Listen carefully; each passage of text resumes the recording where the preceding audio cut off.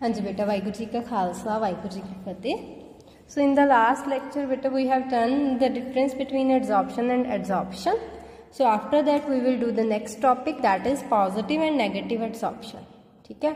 So बेटा what is positive adsorption? देखो ਜਦੋਂ adsorption surface ਤੇ ਜ਼ਿਆਦਾ ਹੋਵੇ है ना, ਉਹਨੂੰ ਅਸੀਂ positive adsorption बोलते हैं। जिमें बट एग्जाम्पल है बेटा adsorption by solids from solutions। मान लो सॉलिड साडे को एडजॉर्बेंट है, ठीक है, सॉलिड एडजॉर्बेंट है और कोई सोल्यूशन है। सोल्यूशन दे विच बेटा साडे कोल किहड़े-किहड़े कंपोनेंट हुंदे आ, सल्यूट प्लस सॉल्वेंट, दो चीज़ां होणगीआं। हुण किसी सॉलिड नूं तुसीं सोल्यूशन च पाता और वो सॉलिड जिहड़ा सी वो एज एन एडजॉर्बेंट काम करदा है, ठीक है, जिवें चारकोल हो गया, सिलिका हो गया, ठीक है। इहनूं किसी सोल्यूशन च पाता, सोल्यूशन दे विचों ज़्यादातर सल्यूट जिहड़ा है सॉलिड एडजॉर्बेंट की सरफेस ते एडजॉर्ब हो जाए तो की होगा, सोल्यूशन दे विच जिहड़ी सल्यूट की कंसनट्रेशन वो घट जाएगी ना, सोल्यूशन च घट जाएगी और सॉलिड एडजॉर्बेंट की सरफेस दे उत्ते उस सल्यूट की कंसनट्रेशन बढ़ जाएगी। यही क्या होया, ये वाली एडजॉर्प्शन किहड़ी हुंदी है, पॉजिटिव। नैगेटिव किहड़ी हुंदी है, जे बेटा एडजॉर्बेट किहड़ा होगा, सोल्यूशन दे विच दो कंपोनेंट है सल्यूट ते सॉल्वेंट है ना, ते जिहड़ा उहदे चों सल्यूट मान लो एडजॉर्ब हो रहा, सॉलिड कोई एडजॉर्बेंट है उहदी सरफेस ते जे वो कंसनट्रेशन सोल्यूशन दे विच एडजॉर्बेट दी वध जाए, ठीक है, कितना वो मैं तुहानूं एग्जाम्पल दिन्नी आ, ठीक है। जिवें कुछ केसिस दे विच बेटा जिहड़ा सॉल्वेंट हुंदा ना सोल्यूशन दे विचों वो एडजॉर्ब हो सकता एडजॉर्बेंट द्वारा। जो सॉल्वेंट एडजॉर्ब हो गया तो फिर सोल्यूशन दे विच कौन वध गया, सल्यूट वध गया, क्योंकि सोल्यूशन दे विचों सॉल्वेंट एडजॉर्ब हो गया तो सल्यूट उहदे विच वध गया। जे सल्यूट वध गया तो उस केस च असीं कहने नैगेटिव एडजॉर्प्शन, ठीक है। मतलब इस केस दे विच नैगेटिव एडजॉर्प्शन दे केस दे विच जिहड़ा सॉल्वेंट आ उहदी कंसनट्रेशन घट जांदी है सोल्यूशन दे विच, ठीक है।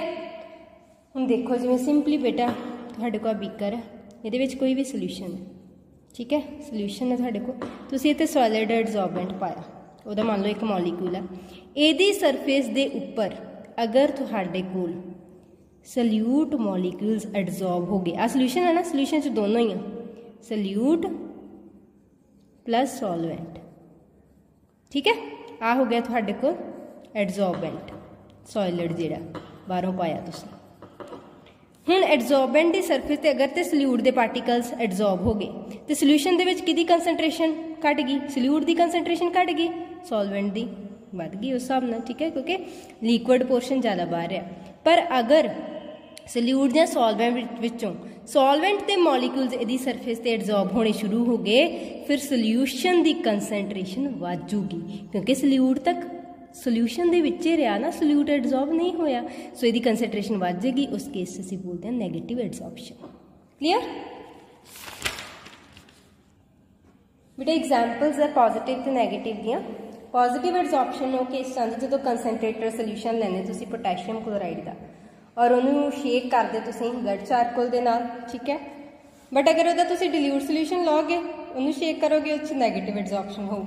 डिल्यूट सोल्यूशन के केस दे विच जिहड़ा सॉल्वेंट आ that will be adsorbed on the charcoal, ठीक है, but in case of concentrated solution जिहड़ा KCl है, क्योंकि KCl नूं तुसीं पानी च घोल के सोल्यूशन बनाउणा, सो कंसनट्रेटेड सोल्यूशन दे विच KCl जिहड़े सल्यूट पार्टिकल्स होणगे they will be adsorbed on the surface of charcoal, but in case of dilute solution of KCl जिहड़े वाटर के मॉलीक्यूल होणगे, सॉल्वेंट के molecules होणगे, they will be adsorbed on the surface of charcoal.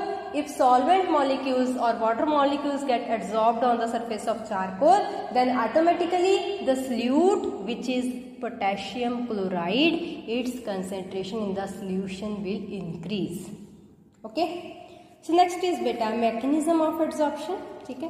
हम suppose करो बेटा तुहाडे कोल vessel है, इहदे विच कोई लिक्विड है, लिक्विड की सरफेस ते जिहड़े मॉलीक्यूल्स हुंदे आ ते जिहड़े हुण विच हुंदे आ, विच जिहड़ा कोई भी होएगा मॉलीक्यूल उहदे सारे पासे तो बैलेंस्ड फोर्सेस उहनूं लगणगीआं, बट जिहड़ा सरफेस ते मॉलीक्यूल होऊगा ना वो इंटीरियरली ते उहनूं आवलियां फोर्सेस लगदे पे, पर उहदे उपर कोई लिक्विड दे मॉलीक्यूल नहीं हैगे, ਉਹਦੇ ਉੱਪਰ वेपर फेस आ, गैशियस फेस आ, तो इत्थे कोई ना कोई मॉलीक्यूल्स उपर होणगे वेपर फेस दे, ठीक है।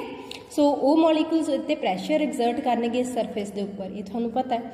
मतलब कि जिहड़ा मॉलीक्यूल एट द सरफेस है और जिहड़ा मॉलीक्यूल इन द बल्क है, ये वाला, इन्हां दोनों ते अलग तरह दी फोर्सिस लग रही, ये ते बैलेंस्ड फोर्सिस लग रही हर पासों, ये ते अनबैलेंस्ड क्योंकि नीचे तो लग रही बट उपर तो वेपर फेस है, ऊपर लिक्विड वाले मॉलीक्यूल्स नहीं है, जिहदे करके फोर्सिस आर अनबैलेंस्ड। यह लिखा है बेटा, molecule in the interior of liquid is completely surrounded by the molecules on all sides, so intermolecular forces of attraction are exerted equally in all direction. Clear? Molecule at the surface बेटा नहीं, उहदे तां large number of molecules होंगे liquid phase च, but कुछ molecule होंगे जिहड़े उपरली space दे विच जिहड़े वेपर फेस है, जिहदे करके की होएगा, जिहड़े मॉलीक्यूल सरफेस के उपर होंगे उन्हां दी कुछ इनवर्ड फोर्स ऑफ अट्रैक्शन लगेगी, जिहदे करके सरफेस टेंशन जिहड़ी क्रिएट हो जाएगी। सरफेस टेंशन दे करके ही बेटा तुहानूं तुसीं लोअर क्लासिस भी कीता होया कि वाई द, और आई थिंक 9th क्लास कीता होया कि why the drop of water is spherical, तुसीं फिजिक्स दे विच कीता होया, तो उहदे विच तुसीं दसदे सी कि due to surface tension. Clear? So बेटा इस तरह सॉइलेट्स के केस के विच जिवें कि तुसीं ट्रांजिशन मैटर, मैं तुहानूं उस दिन भी एग्जाम्पल दिते सी कि कोई अल्कीन नूं तुसीं अल्केन च चेंज कराउणा, तो तुसीं ट्रांजिशन मैटल जिवें तुसीं निकल, पैलेडियम, प्लैटिनम इदां वगैरह तुसीं मैटल्स लैंदे आ, उहदी सरफेस ते तुसीं रिएक्शन करवाउने आ, है ना। सो ये जिहड़े बेटा मैटल्स हुंदे ना, इन्हां दे फ्री वैलेंसीज, क्योंकि मैटल्स ने तुहानूं पता कुछ ना कुछ वैलेंसीज हुंदियां, फ्री वैलेंसीज हुंदियां, और इन्ना अनबैलेंस्ड फोर्सेस ऑफ अट्रैक्शन के करके और इन्ना फ्री वैलेंसी वो मैटल की सरफेस की रिएक्शन हो रही है। सो उस मैटल की सरफेस के उपर फ्री वैलेंसीज है, ठीक है, जब तुम कह लो उन्होंने कोई मतलब कोई ना कोई जो मैटल ने मान लो लूज किए इलैक्ट्रॉन, कोई ना कोई फ्री इलैक्ट्रॉन्स उन्होंने प्रेजेंट है उत्थे, ठीक है, जां उत्थे तुसीं कह लो कि unbalanced forces of attraction create हो गई, जिहदे करके की होएगा लिक्विड ते सॉइलेट्स की जिहड़ी प्रॉपर्टी हुंदी है कि वो अपनी सरफेस के उत्ते मॉलीक्यूल्स अट्रैक्ट करते हैं जां रिटेन करते हैं, इसे प्रॉपर्टी नूं असीं बोलते हैं एड्सॉर्प्शन। क्लीयर? नैक्सट टॉपिक बेटा आउंदा एड्सॉर्प्शन, जिहड़ा कि एक्सोथर्मिक प्रोसैस। एक्सो मतलब एनर्जी बाहर निकल रही है। जदों एड्सॉर्प्शन हुंदी है ना, उदों की हुंदा है, उदों सरफेस की एनर्जी घट जाती है। देखो पहला मान लो सरफेस है, सपोज करो साडे के वाली सरफेस है, पहले बिल्कुल ये उपरों तुसीं कह लो नेक्ड है सरफेस, कुछ भी उत्ते मॉलीक्यूल्स बाहरों आके एड्सॉर्ब नहीं होए, पर ज्यों ज्यों मॉलीक्यूल्स उत्ते लगदे गए एड्सॉर्ब हुंदे गए, इस सरफेस की एनर्जी घटदी गई, और जिहड़ी एनर्जी घटी ना वो किहड़ी फॉर्म च बाहर निकलेगी, वो फॉर्म हीट की फॉर्म च बाहर निकलूगी, और उस एनर्जी नूं तुसीं बोलदे आ, उस हीट नूं तुसीं बोलदे आ heat of adsorption. So adsorption जदों हुंदी आ उदों एनर्जी बाहर निकलती है, हीट बाहर निकलती है, that's why it is an exothermic process and its sign will be negative, because you know that when energy releases it will be negative, when energy is absorbed जदों अंदर जाती है जां इनवॉल्व हुंदी है उहदा पॉजिटिव साइन हुंदा। Clear? So delta H adsorption, enthalpy of adsorption will be negative. हुण की हुंदा बेटा, मॉलीक्यूल्स ऑफ एड्सॉर्बेट जिहड़े बाहरों चीज़ जिहड़ी एड्सॉर्ब होनी है on the surface of adsorbent, वो मॉलीक्यूल्स जिहड़े आ सरफेस ते लग गए। देखो आ सरफेस सीगी, मॉलीक्यूल्स पहला इत्थे सीगे, जिद्दां मर्जी रैंडमली मूव कर रहे सी, किसी गैस के मॉलीक्यूल्स मान लो, ठीक है, इधर उधर भजे जा रहे सी, उन्हां दी इंट्रोपी बहुत, उन्हां च रैंडमनैस बहुत है ना, जे रैंडमनैस ज़्यादा इंट्रोपी ज़्यादा। इंट्रोपी की हुंदी है, एस ना तुसीं डिनोट कर दो, चेंज इन इंट्रोपी हुंदी डेल्टा एस, थर्मोडायनामिक्स कीता होया तुसीं, है ना। सो बेटा की हुंदा जदों ये मॉलीक्यूल्स गैस के मॉलीक्यूल्स जां लिक्विड के मॉलीक्यूल्स इस सॉइलेट की सरफेस ते आके मान लो लगने शुरू हो गए, एड्सॉर्ब होने शुरू हो गए, की होएगा, मॉलीक्यूल्स एक पैटर्न दे विच, एक डिसिपलिनड वे दे विच उहदी सरफेस ते लग रहे, उन्हां च जिहड़ी रैंडमनैस सी ना, जिहड़े मूवमेंट सी वो घटनी शुरू हो गई। इत्थे ते जिद्दां मर्जी फ्रीली मूव कर रहे सी, बट हुण सरफेस ते अट्रैक्ट हो गया, सो उहदे नाल की होएगा, उन्हां दी रैंडमनैस घट गई। रैंडमनैस घट गई इट मीनस पहला इंट्रोपी, इनीशियल इंट्रोपी की सी ज़्यादा सी, फाइनल इंट्रोपी जिहड़ी है वो घट गई है, ठीक है। हुण डेल्टा एस की हुंदा, delta S is equal to final entropy minus initial entropy. So final entropy घट है, इनीशियल ज़्यादा है, सो साइन की आ जाएगा डेल्टा एस का नैगेटिव, क्योंकि ये टर्म ज़्यादा है। सो डेल्टा एस भी नैगेटिव आ जाएगी इस केस के विच, एडजॉर्प्शन के केस च। फार्मूला बेटा थानू पता थर्मोडायनामिक्स तो, delta G is equal to delta H minus T delta S. Delta G की हुंदा Gibbs free energy, delta H change in enthalpy, T temperature, delta S change in entropy. हुण बेटा तुसीं ये भी कीता सी कि अगर डेल्टा जी नैगेटिव होवे, कोई भी प्रोसैस होना ना तो उहदे विच सानू डेल्टा जी नैगेटिव चाहिदी आ। डेल्टा जी नैगेटिव आउण वास्ते हुण ये इक्वेशन दे विच देखो, डेल्टा एस साडे कोल नैगेटिव आई एडजॉर्प्शन वास्ते, डेल्टा एच भी नैगेटिव आई, ठीक है।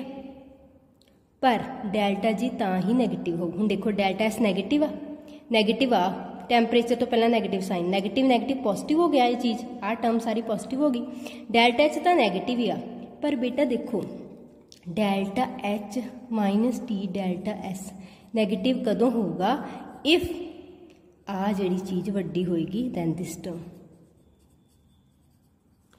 समझ लगी, ठीक है। डेल्टा एच तो नैगेटिव हुंदी है, डेल्टा एस भी नैगेटिव हुंदी है, आ टर्म तो होगी सारी की सारी पॉजिटिव है ना, तो अगली टर्म नैगेटिव आ, पर वो नैगेटिव जिहड़ी अगली टर्म है ना वो वड्डी होनी चाहिए पिछली टर्म नाल, तां ही जिहड़ा ओवरऑल साइन है डेल्टा जी का नैगेटिव आऊगा, ठीक है। सो ज्यों ज्यों एडजॉर्प्शन होती जाएगी डेल्टा एच होर घटी जाऊगी, ठीक है। देखो ना एडजॉर्प्शन, पहला एडजॉर्प्शन एक लेयर आ गई, फिर उत्ते लेयर आ गई, फिर की होगा एक इहो जिहा टाइम आऊगा जदों दोनों टर्म्स बराबर हो जाएंगी, डेल्टा एच घटती जाएगी, डेल्टा एच स्टार्टिंग तो बहुत होएगी, बहुत स्टार्टिंग एनर्जी बाहर निकलूगी, क्योंकि पहला तो सरफेस बिल्कुल नेक्ड सीगी, उत्ते फर्स्ट लेयर मॉलिक्यूल दी लगी, पर टाइम हौली टाइम होंदा जाएगा, उहदे नाल डेल्टा एच की वैल्यू घटती जाएगी, टी डेल्टा एस की वैल्यू जिहड़ी आ वो वधदी जाएगी, जिहदे नाल की होएगा delta H is equal to T delta S हो जाएगा।